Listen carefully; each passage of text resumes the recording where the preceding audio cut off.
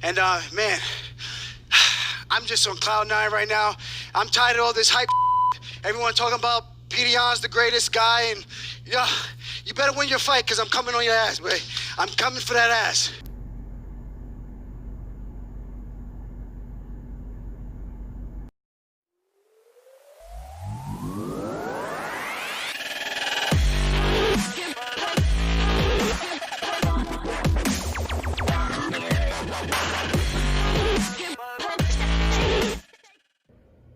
Welcome to Kyle Anthony's UFC Betting Show. I am Kyle Anthony, and welcome to the podcast.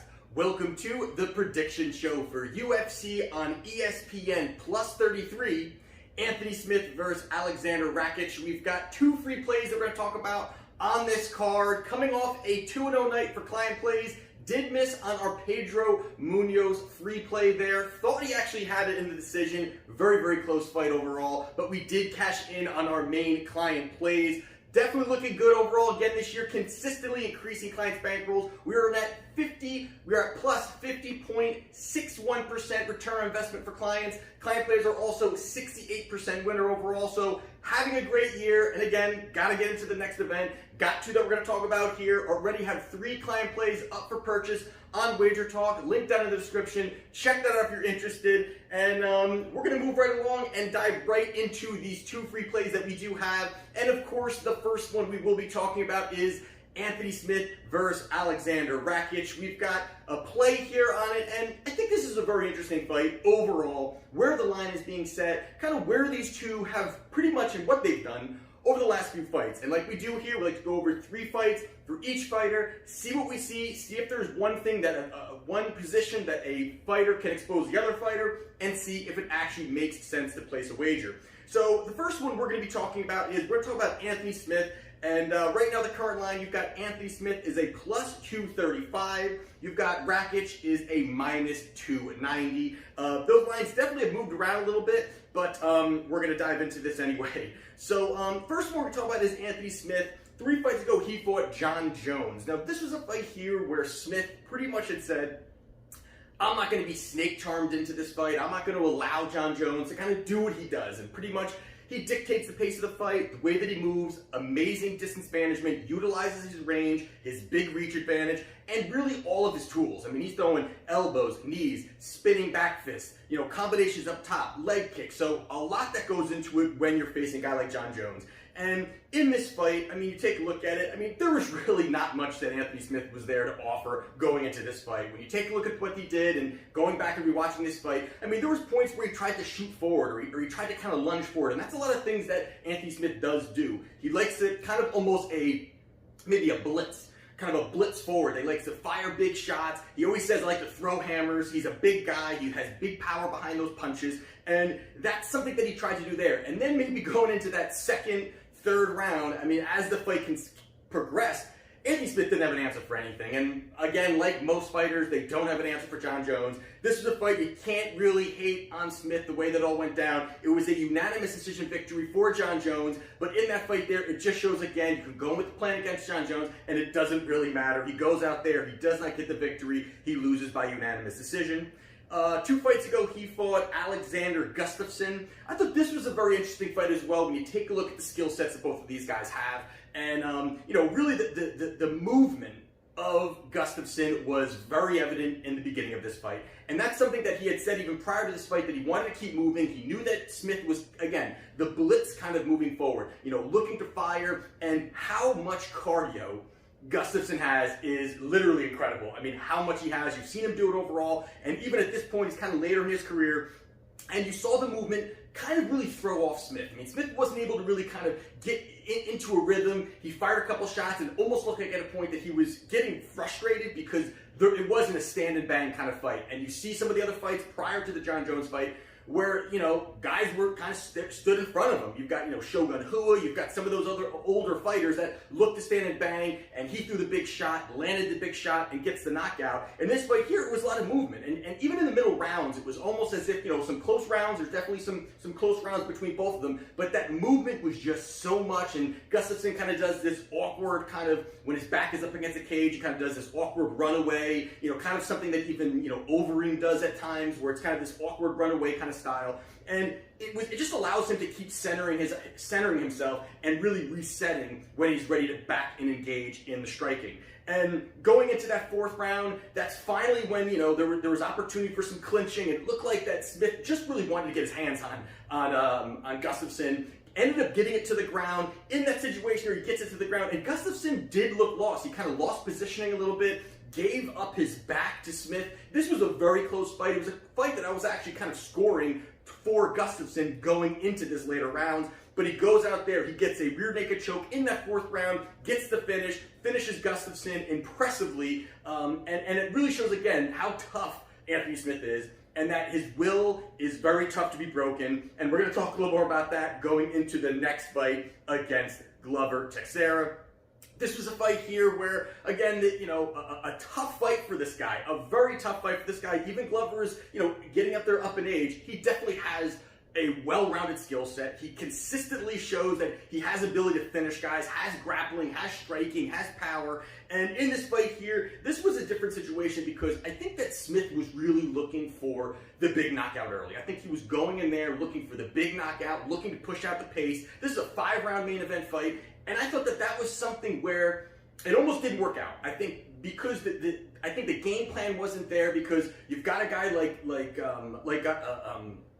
Glover that is smart. I mean, he's got a very high fight IQ, and really going out the gates, you saw Smith push out a ton of volume. I mean, it was more volume than I've seen him in prior fights. You know, first round, second round, I mean, he pushed it out. He was almost looking for that knockout, and you could hear his corner guys, even in that second round, you know, keep going, keep firing, keep your hands up, you know, keep pushing. And maybe they were thinking they could break Glover, and that may have been, again, they've not said this, but I mean, obviously what Smith was doing, obviously what the corner was kind of, you know, really, you know, directing Smith, it almost made him gas out. By the third round, that was, in the second round, actually, Glover landed a couple big shots, but by that third round, I mean, it was pretty much just a beating that was going on for Glover. Smith had nothing, and that shows a lot that even in these other fights where he was kind of a little more patient, in the Jon Jones fight, even in the Gustafsson fight, he didn't look as tired. And this was a fight, again, it was just extremely high volume going out in those first 2 rounds, which just drained him. And I believe they really thought they'd catch him with that one big shot. And then going into that third and fourth round and into the fifth round, I mean, it was all Glover. I mean, there were points that this fight probably should have been stopped, you know, earlier on, and there was a beating happening, and then you had Glover on top of him, and you even saw the point where, you know, Glover's on top of him, and the mics pick up that he's, you know, he's sorry, this is part of the business, that he's beating him up so badly, and Smith gives his tooth to the ref. I mean, it was just such a point where they really should have stopped the fight. So in that position there, Glover gets the TKO victory, beating Anthony Smith. On the other side, we've got Alexander Rakic, and this guy here, phenomenal kickboxing, a great arsenal of weapons, and 3 fights ago he fought Devin Clark. Devin Clark is more of a predominant wrestler, and kind of evolving into a little bit more. And going into this first round, you saw that Clark wanted to cut the distance. I mean, this was something, obviously, he didn't want to stand at a distance, didn't want to give space to Rakic, knew that the kickboxing is going to be there, and he goes out and he dives across basically the cage, and engages right away, throws a big combination just to cut that distance. Got Rakic up against the cage, had some success in there. He definitely had some success in there, looking for the takedown, looking to really grapple, clinch up, tie him up, really nullify any of that ability where he's going to be able to really use all of his creative striking, use all of those, his kickboxing skills. And quickly, you know, again, Rakic did a good job kind of separating a little bit, coming back together, separating a little bit, and Clark ended up dropping, or, you know, staggering, maybe I should say, a Rakic. And I thought that's actually a very interesting part, that he did actually land something against a kickboxer, and he got a guy who's more predominantly a wrestler, was able to land a nice shot on him, and Clark actually kept pushing. And again, this is a strategy I think could be implemented going into Saturday night, is really cutting that distance. This is going to be a smaller cage on Saturday night. It's going to be a 3-round fight on Saturday night also. So a lot of those things I think are going to be pieces that going into this fight on Saturday. But then you take a look then, as soon as he got that, he dropped him. It was a big shot, he dropped him. He gets back up, they kind of scramble again. And then once again, as Clark kind of wildly went in, a beautiful counter shot by Rakic, dropped Clark, he gets on top, ground and pounds his way to a victory. He goes out there and finishes Clark in that first round. But a lot happened in that first round. I mean, there was a lot going on. Both guys had some highlights there, and it was that Rakic was the guy that was able to go out there and get the big finish in that first round. So he goes out there and beats Devin Clark. 2 fights ago, he fought Jimmy Manuwa. Now, if there is a Mount Rushmore of glass chins, I mean, you definitely have got Luke Rockhold up there, but Jimmy Manuwa is another face that will be up on that Mount Rushmore, because he is a phenomenal fighter, tons of power, but it's just his chin has been completely gone. He's retired since then, thank God. But he went out there, it was 47 seconds. This is one we can't really break down very much. It was 47 seconds, and Manuwa kind of shuffled around. There was a quick couple exchanges, and you know, although he does have a glass chin, it was a beautiful combination that Rakic landed. A quick 1-2 combination with really opened up the headshot, landed it, dropped him. A monster KO for him. Yes, against a glass chin, but also a nice performance overall. Getting that finish, landing the big shot. I think many people would have went down with that head kick. But there you have it there, kind of moving into the next fight. But Rakic goes out there and gets another first round victory. And then most recently, we've got Rakic versus Volkan Ozdemir. And this is a fight I think you could take a little bit more away, and I kind of want to talk about it a little bit more than some of these other fights, is just because the way that it all kind of happens here, the way that it was kind of, I think maybe it's, again, something that can go into Saturday night. And then early in this fight, it was where really Rakic kind of used the same maybe game plan as Devin Clark, really shortening the distance. He came out, shortened the distance, and that's something I think he wanted to take Volkan Ozdemir out of his own comfort zone, because obviously, you know, Rakic is a well-rounded fighter, more the kickboxing side, but he's well-rounded, and I think he thought he would throw Volkan off a little bit, which I think it did earlier on. He was able to press Volkan up against the cage, but Volkan's a strong guy. He was able to reverse angle, keep him up against the cage, some tough striking in there, and even he took Volkan down, looked down for some takedown attempts. I think he really tried to take Volkan out of his game plan. I think it was smart overall, just to kind of, again, any level changing is going to help the fighter obviously open up his offense, have the other fighter worrying about the takedowns, putting his hands down, obviously looking to stop any takedown opportunities.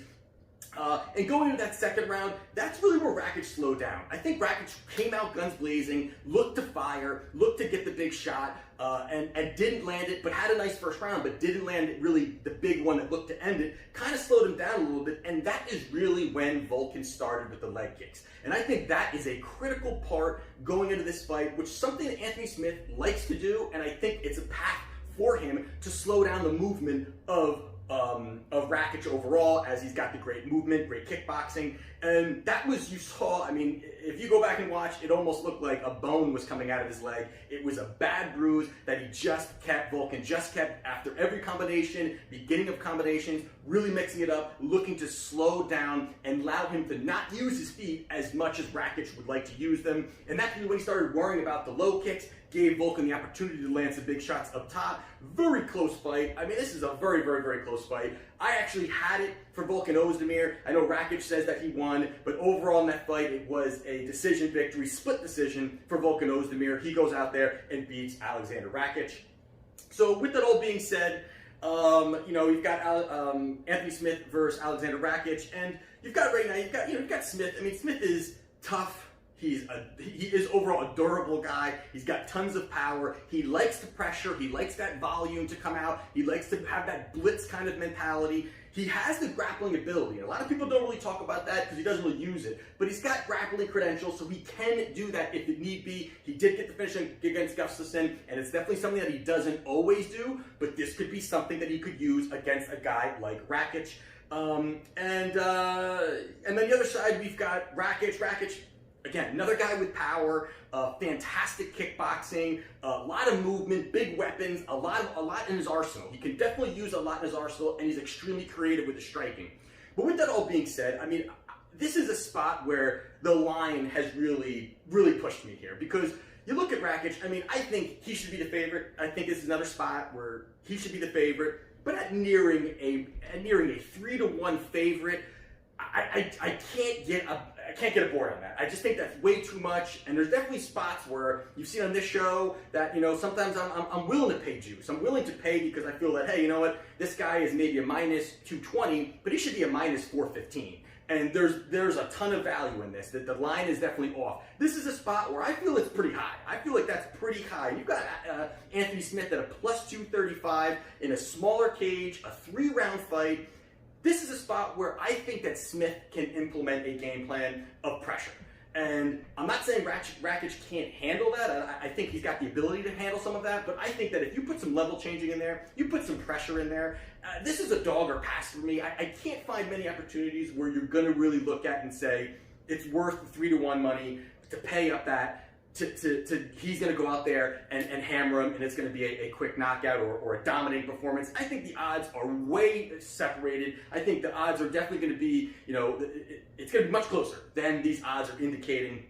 I like Anthony Smith here. I mean, this is, again, a dog or pass for me. I can't find an opportunity here or just really find a betting edge by really paying up on Rakic here. I think it's worth a bet. It's to place on Anthony Smith. And again, client plays, I am betting 85% of my allotted amount of money per event. Free plays, 10 or 15%, sprinkling between a couple parlays, free plays, value plays. That's how you're laddering, or at least I ladder my plays. And here I am taking Anthony Smith as my free play at plus 235. The other one we have is Magomed Ankalaev versus Ian Cutelaba. And now I've talked about this one in the past. It was taken off the card. It was brought back. I'm going to really go over this again. I'm going to talk a little bit about it, maybe hit some points I didn't talk about in the previous one, and dive into this a little bit. You've got Ankalaev. He is a minus 335. You've got Cutelaba is plus 270. And that line, again, has been kind of all over the place, even higher than it was in the prior one before it was called off again. But we're going to first go over Ankalaev. Ankalaev 3 fights ago, fought Glitzin Abaru. And Abaru is a BJJ guy, not a guy that's going to have a lot of great striking, looks to take it to the ground, kind of sloppy overall, not the greatest, crispest techniques. And in this fight, in the early rounds, I thought he landed some pretty good shots against Ankalaev. Ankalaev has great technical skills, good distance management, good striking. But he was landing some nice shots up until the fact when Ankalaev broke his nose, and that really slowed everything down for Abaru. He was, really couldn't really do too much after that. Landed some nice shots, got through the 3 rounds. It was a nice decision victory overall for Ankalaev. I thought that he looked good in certain spots, but a lot of it I thought was he could have done more because there was a lot of opening opportunities where they were striking. Abaru was kind of giving him distance, allowing him to work some of his offense, and it was really a 1-2 combination he backed up. Even the announcers are kind of saying he could really do a lot more. There's a lot more that he could do in this spot by pushing some offense, pushing out a little bit more, mixing up some of his combinations. In that fight, he didn't really do it, and I thought that was really a telling sign. A little bit of is it a little bit too much too soon in certain spots for him, because this really should have been a beating. I think this really should have been a highlight reel knockout, a big performance. It was a good, again, he got the win, but I thought in spots against a BJJ guy was outlanding him. That's not a good sign, just in my opinion, when you take a look at his striking skill set. So he goes out there, he gets a decision victory, and the next fight, Dolce Lungambula versus Ankalaev. And Dolce he was a hyped guy. He's a monster when you take a look at him, a big guy. But his striking is not the best. He's got some power behind it, but his striking is not the best. And early in that first round, Ankalaev really worked some good combinations, stood on the outside, kept his moving, didn't want to stand and just outright throw. And as soon as they kind of stood toe-to-toe in exchange, Dolce landed a big shot, staggered, rocked a little bit, Ankalaev, but he definitely took it. I gotta say, it was a crisp shot, and it showed that he does have a chin. He did actually end up taking that good shot right there. And as he continued to move forward, you could see then after the first round, that was really the highlight that Dolce had. Then moving into the second round, Ankalaev started to really get into a nice rhythm, started landing some good shots, mixing up a little bit, something that he wasn't doing in that first fight that we had just talked about. Started to look pretty good, and then he goes out there and throws a beautiful front kick to the face, drops Dolce, gets on top, gets the ground and pound. It was really a perfectly timed kick, puts him out. He goes there and gets the knockout victory in that third round. And then we're going to also talk about their first fight once we talk about the last two for Cutelaba. 2 fights ago, Cutelaba fought Glover Teixeira. Now we know, again, we just talked a little bit about Glover's skill set, about what he does, his age, but he's a tough guy. And in this fight there, that first round, I mean, I really thought that Cutelaba was gonna get the victory. I mean, there were some big shots. He was hurting Glover. Glover's up against the fence. He had him in a good spot, landing some big shots, and it looked like it was almost going to be done. And then it also looked like, since he didn't get it done, it looked like Cutelaba really gassed out. He really kind of, shot for it, said, I'm putting him away right here. And into that second round, he really showed that, Glover said, forget the standing thing. Let me get this guy to the ground. Let me check out, this is his weakness. Let me take the path of least resistance. And he went that way, took down Cutelaba. It didn't take much time after that. He started working positioning. Cutelaba looked lost on the ground. And at that point, it was a submission victory. He got a rear naked choke in that second round, finishing Cutelaba. And then 2 fights ago, Cutelaba fought a Khalil Roundtree. This is a fight here where really this is the Cutelaba that I think UFC thinks that they'll have at a point. And he went out there and just dominated. I mean, absolutely dominated Roundtree. I mean, the stand-up, the striking, took him down, ground and pound, threw him around a little bit. I mean, he really just did what he wanted to do to Roundtree. Roundtree definitely has started to get a little bit better. I think that he's lost a few, but he's looked pretty good in certain spots also. And I mean, he threw him to the ground, dominated. This was again a fight we can't really dive into too much, just because it was a quick one-sided one. I thought he looked great overall, but he goes out there and gets a TKO victory in round 1 against Khalil Roundtree. Now, their last fight here, or I guess really it's their first fight, because the second one was canceled. So their first fight. This is a fight here where you really talk to people, and there's all different kinds of how people feel about this fight. Some people say, hey, you know what, he was dominating. Some people say, hey, it was nothing, or go back and rewatch it. I'd love to hear what you guys think about that first fight. And there's been some people that say that Ankalaev went out there and dominated, and then the fight was stopped. I can't agree with that at all. It was a 30-second fight. I mean, it was literally, I think the fight ended at the 4-minute and 30-second mark. So really not much happened, and they both kind of exchanged a few random punches. Nothing too crazy. And then you go to the part of when Cutelaba faked being hurt. Now in the beginning he kind of looked hurt. You weren't really sure what to think. He was kind of wobbling around and allowed he was, I guess, maybe hoping that Ankalaev would just kind of expose himself and just really go for the kill, and he would look to counter. Kind of a weird scenario. I've never really seen anybody do that. I don't think anybody will ever do that again. But he looked to think that, hey, this guy's going to look for the kill. I'm going to land a big bomb, and that's going to be the end of it.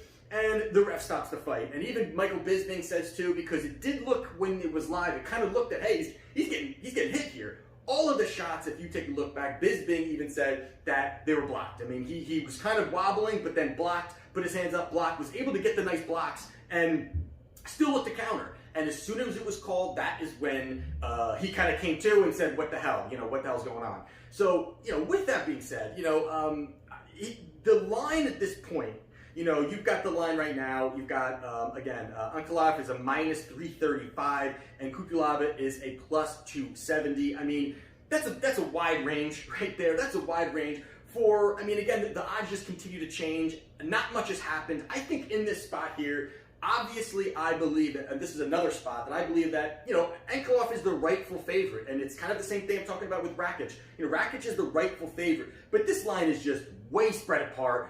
I think the fight will be much closer than this line is indicating, and I can't see myself paying up over 3-1 on Ankalaev. Again, great skill set, has a lot of power, does a lot of great things out there, but Cutelaba is one punch away from putting your lights out. And right now, again, I mean, you've got the knockout at plus 440 at this point for Cutelaba. And yes, Ankalaev has good striking. He's very, technically sound, good distance management. And then the other side, you've got the power of Cutelaba. He wants to brawl. The weakness is the grappling, which that could be if something Ankalaev is going to look to do to kind of level change and force Cutelaba out of his comfort zone. And again, the line to me in this one just seems way off. It just seems more of a value play to me than just a fighter that I'm going to say, hey, this guy's going to absolutely go out there and get the victory. I think you're going to be paying you're going to be getting plus 270 on him. On this guy, I actually bet Cutelaba right when this actually came out at plus 320. That's the line that I got it at. It quickly moved down, and then it's moved actually further down. I think it was like a plus 250, came back up to plus 270. So you're seeing the money was kind of coming in when it was over the plus 300. Money came in on him. It kind of settled back down into that range where it's been over the last 2 fights that they've had. The plus 260. And their first fight, Cutelaba was a plus 180. So to me, the changes of all of this, you're talking about that first fight was plus 180. Second fight was plus 260, I believe it was. This one, now the line started at plus 320, came back down to plus 270. So much line movement for a fight that nothing's happened yet. I mean, we haven't seen much. And again, the storyline is that Cutelaba was getting dominated in that first fight, which is not the case.